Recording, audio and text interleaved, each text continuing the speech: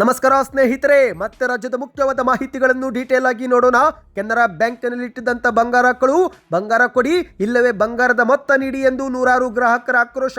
ಎಲ್ಲ ಮುಖ್ಯವಾದ ಮಾಹಿತಿ ಬಂದಿವೆ ಸ್ನೇಹಿತರೆ. ಭಾರತ ದೇಶದ ವಿರುದ್ಧ ಟ್ರಂಪ್ ತೆರಿಗೆ ಸಮರಕ್ಕೆ ಅಮೆರಿಕ ತಜ್ಞರಿಂದಲೇ ಕಳವಳ.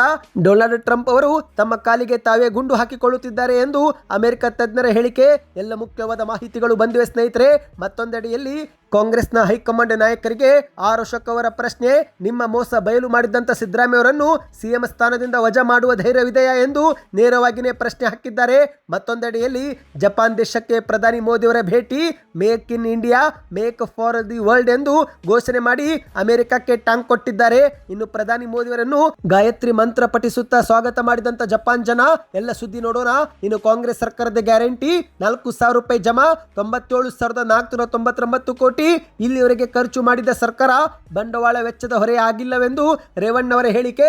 ಎಲ್ಲ ಮಾಹಿತಿಗಳನ್ನು ನೋಡೋಕ್ಕಿಂತ ಮೊದಲು ದಯವಿಟ್ಟು ನೀವು ನಮ್ಮ ಚಾನಲ್ಗೆ ಮೊದಲು ಬಾರಿ ಭೇಟಿ ಕೊಡ್ತಾ ಇದ್ರೆ ಸಬ್ಸ್ಕ್ರೈಬ್ ಬಟನ್ ಕ್ಲಿಕ್ ಮಾಡಿ, ಪಕ್ಕದಲ್ಲಿ ಒಂದು ಗಂಟೆ ಕಾಣಿಸುತ್ತೆ ಅದು ಕೂಡ ಒತ್ತಿ ಸ್ನೇಹಿತರೆ. ಇದರಿಂದ ಎಲ್ಲ ಮುಖ್ಯವಾದ ಮಾಹಿತಿಗಳು ನಿಮಗೆ ಸಿಗುತ್ತವೆ. ವಿಡಿಯೋಗೆ ಲೈಕ್ ಮಾಡಿ ಮತ್ತು ಕಮೆಂಟ್ ಪಕ್ಕದಲ್ಲಿ ಹೈಪ್ ಎಂಬ ಒಂದು ಆಪ್ಷನ್ ಬಂದಿದೆ. ಪ್ರತಿಯೊಬ್ಬರು ವಿಡಿಯೋಗೆ ಹೈಪ್ ಮಾಡಿ. ಇದರಿಂದ ನಮ್ಮ ವಿಡಿಯೋ ಇನ್ನು ಹೆಚ್ಚಿನ ಜನರಿಗೆ ತಲುಪಲು ಸಹಾಯಕವಾಗುತ್ತೆ. ವಿಡಿಯೋನ ದಯವಿಟ್ಟು ಕೊನೆವರೆಗೂ ನೋಡಿ. ಬನ್ನಿ ಸ್ನೇಹಿತರೆ, ಎಲ್ಲ ಮುಖ್ಯವಾದ ಮಾಹಿತಿ ಡೀಟೇಲ್ ಆಗಿ ನೋಡೋಣ. ಇತ್ತೀಚೆಗೆ ಮೇ 25ರಂದು ಬಸವನ ಬಾಗೇವಾಡಿ ತಾಲೂಕಿನ ಮನಗೂಳಿ ಪಟ್ಟಣದಲ್ಲಿರುವಂತಹ ಕೆನರಾ ಬ್ಯಾಂಕ್ನಲ್ಲಿ ನೂರಾರು ಗ್ರಾಹಕರ ಬಂಗಾರ ಕಳುವಾಗಿದೆ. ಇದೀಗ ಅಡವಿಟ್ಟಿದ್ದಂಥ ನೂರಾರು ಗ್ರಾಹಕರು ತಮ್ಮ ಬಂಗಾರವನ್ನು ವಾಪಸ್ ನೀಡಬೇಕು, ಇಲ್ಲದಿದ್ದರೆ ಈಗಿರುವ ಬಂಗಾರದ ಮೊತ್ತವನ್ನು ನೀಡಬೇಕು ಎಂದು ಆಗ್ರಹಿಸಿ ನೂರಾರು ಜನರು ಬಂದು ಇಂದು ತೀವ್ರ ಪ್ರತಿಭಟನೆ ಮಾಡಿದ್ದಾರೆ. ಇದೇ ವೇಳೆ ಕೆನರಾ ಬ್ಯಾಂಕ್ನ ಎಜಿಎಂ ಜಮೀರ್ ಅವರು ಮಾತನಾಡಿ, ಆಯಿತು ಹಣವನ್ನು ಕೊಡ್ತೀವಿ, ಬ್ಯಾಂಕ್ನಲ್ಲಿ ಮುಖಂಡರೊಂದಿಗೆ ಸಭೆ ಮಾಡಲಾಗಿದೆ. ಗ್ರಾಹಕರಿಗೆ ಅವರು ಅಡವಿಟ್ಟಿದ್ದಂಥ ತೂಕದ ಬಂಗಾರಕ್ಕೆ ಸದ್ಯದ ದರದಂತೆ ಹಣ ನೀಡುವುದಾಗಿ ಹೇಳಲಾಗಿದೆ.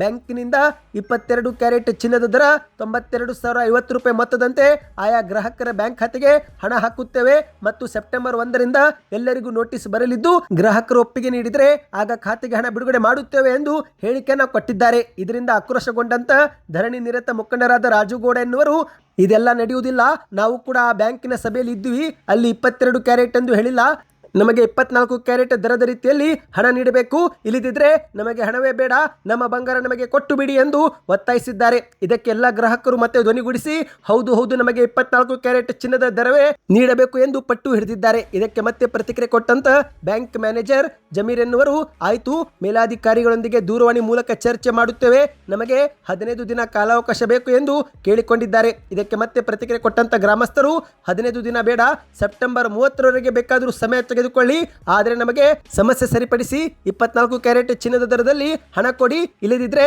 ನಮ್ಮ ಚಿನ್ನ ನಮಗೆ ವಾಪಸ್ ಕೊಡಿ. ಇದು ಕೂಡ ಆಗಲಿಲ್ಲವೆಂದ್ರೆ ಆಗ ನಾವೆಲ್ಲ ಗ್ರಾಮಸ್ಥರು ಬ್ಯಾಂಕಿನಲ್ಲಿರುವ ಖಾತೆ ಮತ್ತು ಹಣ ಹಿಂಪಡೆದು ಬ್ಯಾಂಕ್ ಬಂದ್ ಮಾಡಲು ಉಗ್ರ ಹೋರಾಟ ಮಾಡಬೇಕಾಗುತ್ತೆ ಎಂದು ಎಚ್ಚರಿಕೆ ಕೊಟ್ಟಿದ್ದಾರೆ. ಇನ್ನೀಗ ಎರಡನೇ ಮುಖ್ಯವಾದ ಮಾಹಿತಿಗೆ ಹೋಗೋಣ. ನಿಮಗೆಲ್ಲರಿಗೂ ಗೊತ್ತಿರುವಂತೆ ಭಾರತ ದೇಶದ ಮೇಲೆ ಅಮೆರಿಕ ದೇಶವು 50% ಸುಂಕ ತೆರಿಗೆಯನ್ನು ಈಗ ವಿಧಿಸಿದೆ. ಹೌದು, ಸ್ವತಃ ಅಮೆರಿಕ ಅಧ್ಯಕ್ಷ ಡೊನಾಲ್ಡ್ ಟ್ರಂಪ್ ಅವರು ಈ ಒಂದು ಘೋಷಣೆ ಮಾಡಿದ್ದು, ಈಗ ಈ ಒಂದು ವಿಚಾರಕ್ಕೆ ಸ್ವತಃ ಅಮೆರಿಕದ ತಜ್ಞರಿಂದಲೇ ಕಳವಳ ವ್ಯಕ್ತವಾಗಿದೆ. ಹೌದು ಸ್ನೇಹಿತರೆ, ಪ್ರಪಂಚದ ಅತ್ಯಂತ ಬಲಿಷ್ಠ ಆರ್ಥಿಕತೆಯಲ್ಲಿ ಒಂದಾಗಿರುವ ಭಾರತ ದೇಶದ ಮೇಲೆ ತೆರಿಗೆ ಯುದ್ಧಕ್ಕಿಳಿದಿರುವಂತಹ ಅಮೆರಿಕ ಅಧ್ಯಕ್ಷ ಡೊನಾಲ್ಡ್ ಟ್ರಂಪ್ ಅವರ ನೀತಿ ವಿರುದ್ಧ ಅಲ್ಲಿನ ಆರ್ಥಿಕ ತಜ್ಞರೇ ಬೇಸರವನ್ನು ವ್ಯಕ್ತಪಡಿಸಿದ್ದಾರೆ. ಭಾರತದ ವಿರುದ್ಧ ಅಮೆರಿಕದ ಈ ಆರ್ಥಿಕ ಸಮರವು ತನ್ನ ಕಾಲಿಗೆ ತಾನೇ ಗುಂಡು ಹೊಡೆದುಕೊಂಡಂತೆ ಎಂದು ಅಮೆರಿಕದ ಪ್ರಸಿದ್ಧ ಆರ್ಥಿಕ ತಜ್ಞರಲ್ಲಿ ಒಬ್ಬರಾಗಿರುವ ರಿಚಾರ್ಡ್ ವುಲ್ಫ್ ಎನ್ನುವರು ಹೇಳಿಕೆಯನ್ನು ಕೊಟ್ಟಿದ್ದಾರೆ. ಹೌದು, ರಷ್ಯಾ ಟುಡೇ ನೀಡಿದ ಸಂದರ್ಶನದಲ್ಲಿ ಮಾತನಾಡಿದಂಥ ಆರ್ಥಿಕ ತಜ್ಞ ರಿಚರ್ಡ್ ಅವರು, ಇಂದು ಭಾರತ ದೇಶದ ಮೇಲೆ 50% ಸುಂಕ ವಿಧಿಸಿ ಭಾರತದ ವಿರುದ್ಧ ವಿಶ್ವದ ಕಠಿಣ ಶತ್ರು ವ್ಯಕ್ತಿಯಂತೆ ವರ್ತನೆ ಮಾಡುತ್ತಿರುವ ಅಮೆರಿಕದ ನಡೆಯು ತನ್ನ ಕಾಲಿಗೆ ತಾನೇ ಗುಂಡು ಹೊಡೆದುಕೊಂಡಂತೆ ಎಂದು ಹೇಳಿಕೆಯನ್ನು ಕೊಟ್ಟಿದ್ದಾರೆ. ಅಷ್ಟು ಮಾತ್ರವಲ್ಲದೆ ಇಂದು ವಿಶ್ವಸಂಸ್ಥೆಯ ಪ್ರಕಾರ ಭಾರತ ದೇಶ ಭೂಮಿಯ ಮೇಲಿನ ಅತಿದೊಡ್ಡ ಆರ್ಥಿಕವಾಗಿ ಸದೃಢ ದೇಶವಾಗಿದೆ.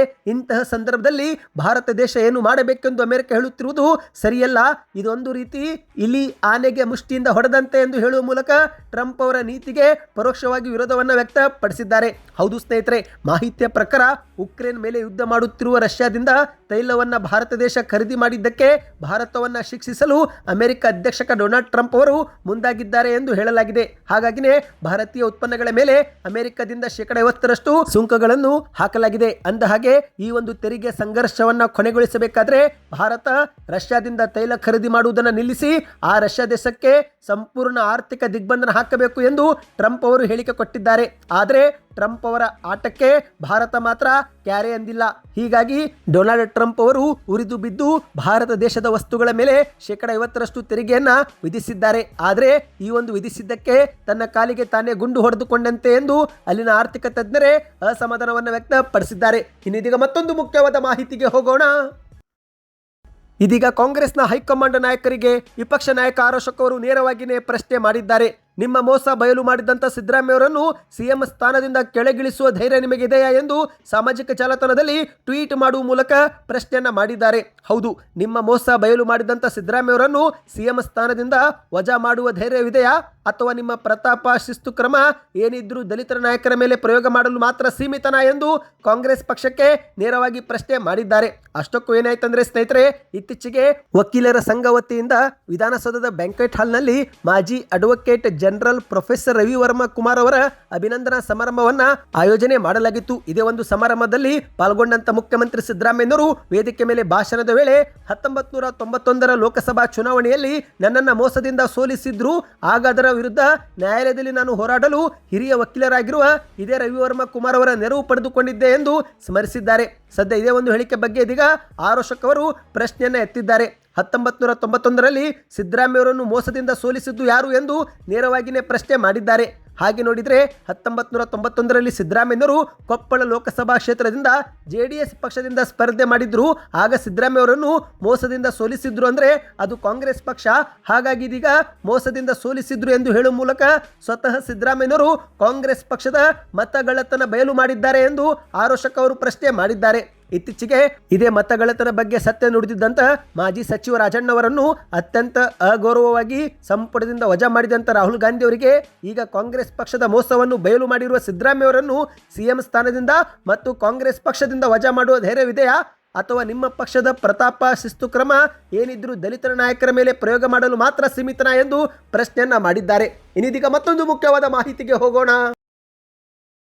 ದೇಶದ ಪ್ರಧಾನಿ ಮಂತ್ರಿ ನರೇಂದ್ರ ಮೋದಿ ಅವರು ಇಂದು ಜಪಾನ್ ದೇಶದ ಟೋಕಿಯೋಗೆ ಭೇಟಿ ಕೊಟ್ಟಿದ್ದು ಅಲ್ಲಿನ ಜಪಾನ್ ಜನ ಗಾಯತ್ರಿ ಮಂತ್ರ ಹಾಗೂ ಭಜನೆಯೊಂದಿಗೆ ಅದ್ದೂರಿಯಾಗಿ ಸ್ವಾಗತವನ್ನ ಮಾಡಿದ್ದಾರೆ. ಸದ್ಯ ಪ್ರಧಾನಿ ಮೋದಿ ಅವರ ಈ ಒಂದು ಭವ್ಯ ಸ್ವಾಗತ ಮಾಡಿದಂತ ವಿಡಿಯೋ ಸಾಮಾಜಿಕ ಮಾಧ್ಯಮದಲ್ಲಿ ಭಾರಿ ವೈರಲ್ ಆಗುತ್ತಿದೆ. ಅಂದಹಾಗೆ ಪ್ರಧಾನಿ ಮೋದಿ ಅವರು ಕೂಡ ಜಪಾನಿನ ಕಲಾವಿದರೊಂದಿಗೆ ಗಾಯತ್ರಿ ಮಂತ್ರ ಪಠಿಸುತ್ತಿರುವುದನ್ನು ನಾವು ವಿಡಿಯೋದಲ್ಲಿ ಕಾಣಬಹುದಾಗಿದೆ. ಅಂದಹಾಗೆ ಮೋದಿಯವರು ಜಪಾನ್ನಲ್ಲಿ ಭಾಷಣವೂ ಕೂಡ ಮಾಡಿದ್ದು ಭಾಷಣ ಮಾಡುವ ವೇಳೆ ಅಮೆರಿಕಕ್ಕೆ ಪರೋಕ್ಷವಾಗಿ ಟಾಂಗ್ ಕೂಡ ಕೊಟ್ಟಿದ್ದಾರೆ. ಹೌದು, ಪ್ರಧಾನಿ ಮೋದಿಯವರು ಒಟ್ಟು 2 ದಿನಗಳ ಕಾಲ ಈ ಒಂದು ಪ್ರವಾಸವನ್ನ ಕೈಗೆತ್ತಿಕೊಂಡಿದ್ದಾರೆ. ಇದೇ ನಡುವೆ ಶೃಂಗಸಭೆಯಲ್ಲಿ ಮಾತುಕತೆ ನಡೆಸಿ ಭಾಷಣ ಮಾಡಿದಂತ ಮೋದಿಯವರು make in India make for the ವರ್ಲ್ಡ್ಗೆ ಕರೆ ನೀಡಿದ್ದಾರೆ. ಈ ಮೂಲಕ ಪರೋಕ್ಷವಾಗಿ ಅಮೆರಿಕ ದೇಶಕ್ಕೆ ಟಾಂಗ್ ನೀಡಿದ್ದಾರೆ. ಹೌದು, ವೇದಿಕೆ ಮೇಲೆ ಭಾಷಣದಲ್ಲಿ ಮಾತನಾಡಿದಂತ ಮೋದಿಯವರು ಸೆಮಿ ಕಂಡಕ್ಟರ್ಗಳಿಂದ ಹಿಡಿದು ಸ್ಟಾರ್ಟ್ಅಪ್ಗಳವರೆಗೆ ಜಪಾನ್ ಭಾರತಕ್ಕೆ ಪ್ರಮುಖ ಪಾಲುದಾರ. ಜಪಾನಿನ ಕಂಪನಿಗಳು ಭಾರತದಲ್ಲಿ 40 ಶತಕೋಟಿಗೂ ಡಾಲರ್ ಹೆಚ್ಚು ಹೂಡಿಕೆ ಮಾಡಿವೆ ಎಂದು ಹೇಳಿಕೆಯನ್ನು ಕೊಟ್ಟಿದ್ದಾರೆ. ಭಾರತದಲ್ಲಿ 80% ಕಂಪನಿಗಳು ವಿಸ್ತರಿಸಲು ಜಪಾನ್ ದೇಶ ಬಯಸುತ್ತಿದೆ. ಭಾರತದಲ್ಲಿ 75% ಕಂಪನಿಗಳು ಈಗಾಗಲೇ ಲಾಭದಲ್ಲಿವೆ. ಅಂದಹಾಗೆ ಭಾರತದಲ್ಲಿ ಬಂಡವಾಳವು ಕೇವಲ ಬೆಳೆಯುವುದಿಲ್ಲ, ಅದು ಗುಣಿಸುತ್ತದೆ ಎಂದು ಹೇಳಿಕೆಯನ್ನು ಕೊಟ್ಟಿದ್ದಾರೆ. ಕಳೆದ 11 ವರ್ಷಗಳಲ್ಲಿ ಭಾರತವು ಅಭೂತಪೂರ್ವ ರೂಪಾಂತರ ಕಂಡಿದೆ. ರಾಜಕೀಯ ಸ್ಥಿರತೆ, ಆರ್ಥಿಕ ಸ್ಥಿರತೆ ಮತ್ತು ನೀತಿಯಲ್ಲಿ ಪಾರದರ್ಶಕತೆ ಸೇರಿದಂತೆ ಹಲವು ಕ್ಷೇತ್ರಗಳಲ್ಲಿ ಭಾರತ ಅಭಿವೃದ್ಧಿಯಾಗಿದೆ. ಭಾರತವು ವಿಶ್ವದ ಅತ್ಯಂತ ವೇಗವಾಗಿ ಬೆಳೆಯುತ್ತಿರುವ ಪ್ರಮುಖ ಆರ್ಥಿಕತೆ ದೇಶವಾಗಿದ್ದು ಶೀಘ್ರವೇ 3ನೇ ಅತಿ ದೊಡ್ಡ ಆರ್ಥಿಕ ದೇಶವೂ ಕೂಡ ಆಗಲಿದೆ ಎಂದು ವೇದಿಕೆ ಮೇಲೆ ಹೇಳಿಕೆಯನ್ನು ಕೊಟ್ಟಿದ್ದಾರೆ. ಇಂದು ನಾವೆಲ್ಲರೂ ಒಟ್ಟಾಗಬೇಕು. ಜಾಗತಿಕ ದಕ್ಷಿಣದ ಅಭಿವೃದ್ಧಿಗೆ, ಅದರಲ್ಲೂ ವಿಶೇಷವಾಗಿ ಆಫ್ರಿಕಾದ ಅಭಿವೃದ್ಧಿಗೆ ಮಹತ್ವದ ಕೊಡುಗೆ ನಾವು ನೀಡಬಹುದು. ಹಾಗಾಗಿ ಬನ್ನಿ, ಭಾರತದಲ್ಲಿನೇ ತಯಾರಿಸಿ ಜಗತ್ತಿಗಾಗಿ ಮಾಡಿ ಎಂದು ನಿಮ್ಮನ್ನ ಒತ್ತಾಯಿಸುತ್ತೇನೆ ಎಂದು ಮೋದಿಯವರು ಹೇಳಿಕೆಯನ್ನು ಕೊಟ್ಟಿದ್ದಾರೆ. ಹೌದು ಸ್ನೇಹಿತರೆ, ಇಷ್ಟು ದಿನ ಮೇಕ್ ಇನ್ ಇಂಡಿಯಾ ಮಾತ್ರ ಘೋಷಣೆ ಮಾಡುತ್ತಿದ್ದಂಥ ಪ್ರಧಾನಿ ಮೋದಿಯವರು ಇದೀಗ make in India make for the world ಎಂದು ದೊಡ್ಡ ಘೋಷಣೆಯನ್ನ ಮಾಡಿದ್ದಾರೆ. ಇನ್ನಿದೀಗ ಕೊನೆಯ ಮುಖ್ಯವಾದ ಮಾಹಿತಿಗೆ ಹೋಗೋಣ. ನೀವು ಕೂಡ ಕಾಂಗ್ರೆಸ್ನ ಗ್ಯಾರಂಟಿಯಲ್ಲಿ ಒಂದಾಗಿರುವ ಗೃಹಲಕ್ಷ್ಮಿ ಯೋಜನೆ ಫಲಾನುಭವಿಗಳಾಗಿದ್ದರೆ ಕಮೆಂಟ್ನಲ್ಲಿ 2,000 ರೂಪಾಯಿ ಜಮೆ ಆಗಿದ್ದು ಎಂಬುದನ್ನು ಕಮೆಂಟ್ ಮಾಡಿ. ಹೌದು, ಗಣೇಶ ಹಬ್ಬದ ಸಮಯದಲ್ಲಿ 2,000 ರೂಪಾಯಿ ಜಮೆ ಮಾಡಲಾಗುತ್ತೆ ಎಂದು ಹೇಳಲಾಗುತ್ತಿತ್ತು. ಆದರೆ ಇದುವರೆಗೆ 2,000 ರೂಪಾಯಿ ಜಮೆ ಆಗಿಲ್ಲ ಎನ್ನುವ ಮಾಹಿತಿಗಳು ಲಭ್ಯವಾಗಿದೆ. ಇದೇ ನಡುವೆ ಕಾಂಗ್ರೆಸ್ ಗ್ಯಾರಂಟಿ ಸಮಿತಿ ಅಧ್ಯಕ್ಷರಾಗಿರುವ HM ರೇವಣ್ಣವರು CAG ವರದಿ ಬಗ್ಗೆ ಸ್ಪಷ್ಟನೆ ಕೊಟ್ಟಿದ್ದಾರೆ. ಕಾಂಗ್ರೆಸ್ ಸರ್ಕಾರದ ಪಂಚ ಗ್ಯಾರಂಟಿ ಯೋಜನೆಗಳಿಂದ ರಾಜ್ಯದ ಬಂಡವಾಳ ವೆಚ್ಚದ ಮೇಲೆ ಹೊರೆಯಾಗುತ್ತಿದೆ ಎಂಬ CAG ವರದಿಯ ಕುರಿತಂತೆ ತೀವ್ರ ಚರ್ಚೆ ನಡೆಯುತ್ತಿರುವ ಹಿನ್ನೆಲೆಯಲ್ಲಿ HM ರೇವಣ್ಣವರು ಸ್ಪಷ್ಟನೆ ನೀಡುವ ಕೆಲಸ ಮಾಡಿದ್ದಾರೆ. ಕಾಂಗ್ರೆಸ್ ಜಾರಿಗೆ ತಂದಿರುವ 5 ಗ್ಯಾರಂಟಿ ಯೋಜನೆಗಳಿಗಾಗಿ ಇಲ್ಲಿವರೆಗೆ 94,177 ಕೋಟಿ ರೂಪಾಯಿ ವೆಚ್ಚ ಮಾಡಲಾಗಿದೆ. ಈ ಬಗ್ಗೆ ಸಿಎಜಿ ವರದಿ ಮಾತ್ರ ನೀಡಿದೆ. ಸಿಎಜಿ ವರದಿ ನೀಡಿದ ಹೊರತು ಯೋಜನೆಗಳ ಬಗ್ಗೆ ಟೀಕೆ ಮಾಡಿಲ್ಲ. ಬದಲಾಗಿ ಖರ್ಚು ಮಾಡಿದ ಲೆಕ್ಕವನ್ನು ಮಾತ್ರ ನೀಡಿದೆ ಎಂದು ಎಚ್.ಎಂ. ರೇವಣ್ಣವರು ಹೇಳಿದ್ದಾರೆ. ಸಿಎಜಿ ವರದಿಯು ಕೇವಲ ಖರ್ಚು ಮಾಡಿದ ಹಣದ ಲೆಕ್ಕವೇ ನೀಡಬೇಕು ಹೊರತು ಗ್ಯಾರಂಟಿ ಯೋಜನೆಗಳನ್ನು ಟೀಕಿಸಬಾರದು. ಗ್ಯಾರಂಟಿಗಳಿಂದ ಆರ್ಥಿಕವಾಗಿ ಹೊಡೆತ ಬೀಳುತ್ತದೆ ಎಂಬುದು ಸತ್ಯಕ್ಕೆ ದೂರವಾಗಿದೆ. ಯಾವ ಆಧಾರದ ಮೇಲೆ ಸಿಎಜಿ ಈ ಸರ್ವೆ ಮಾಡಿದೆಯೋ ನನಗೆ ಗೊತ್ತಿಲ್ಲ.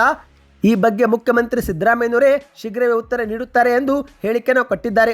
ನಮ್ಮ ಗ್ಯಾರಂಟಿ ಯೋಜನೆಗಳಿಗೆ ಅತ್ಯುತ್ತಮ ಪ್ರತಿಕ್ರಿಯೆ ಜನರಿಂದ ಸಿಗ್ತಾ ಇದೆ.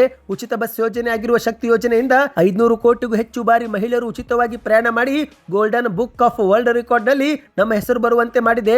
ಒಟ್ಟಾರೆಯಾಗಿ 500 ಕೋಟಿಗಿಂತಲೂ ಹೆಚ್ಚು ಮಹಿಳೆಯರು ಸಾರಿಗೆ ನಿಗಮದ ಬಸ್ನಲ್ಲಿ ಉಚಿತ ಪ್ರಯಾಣ ಮಾಡಿದ್ದಾರೆ. ಈ ಮೂಲಕ ನಮ್ಮ ಗ್ಯಾರಂಟಿ ಯೋಜನೆಗಳು ದೇಶ ಮಾತ್ರವಲ್ಲದೆ ವಿದೇಶದಲ್ಲೂ ಕೂಡ ಪ್ರಶಂಸೆಗೆ ವ್ಯಕ್ತವಾಗಿದೆ ಎಂದು ಎಚ್.ಎಂ. ರೇವಣ್ಣವರು ಹೇಳಿಕೆಯನ್ನು ಕೊಟ್ಟಿದ್ದಾರೆ. ಗೃಹಲಕ್ಷ್ಮಿ ಯೋಜನೆ ಹಣವು ಜೂನ್ 2025 ಬಿಡುಗಡೆ ಮಾಡಲಾಗಿದೆ. 1,24,00,000 ಫಲಾನುಭವಿಗಳು ಗೃಹಲಕ್ಷ್ಮಿ ಯೋಜನೆ ಅಡಿಯಲ್ಲಿ ನೋಂದಣಿ ಮಾಡಿಕೊಂಡಿದ್ದಾರೆ. ಇವರೆಲ್ಲರಿಗೂ ಕಾಂಗ್ರೆಸ್ ಸರ್ಕಾರ 2,000 ರೂಪಾಯಿ ಹಣ ನೀಡೇ ನೀಡುತ್ತೆ ಎಂದು ಮಾಧ್ಯಮಗಳ ಮುಂದೆ ತಿಳಿಸಿದ್ದಾರೆ. ಸದ್ಯಕ್ಕೆ ಇಷ್ಟೇ ಇತ್ತು. ವಿಡಿಯೋಗೆ ದಯವಿಟ್ಟು ಲೈಕ್ ಮಾಡಿ.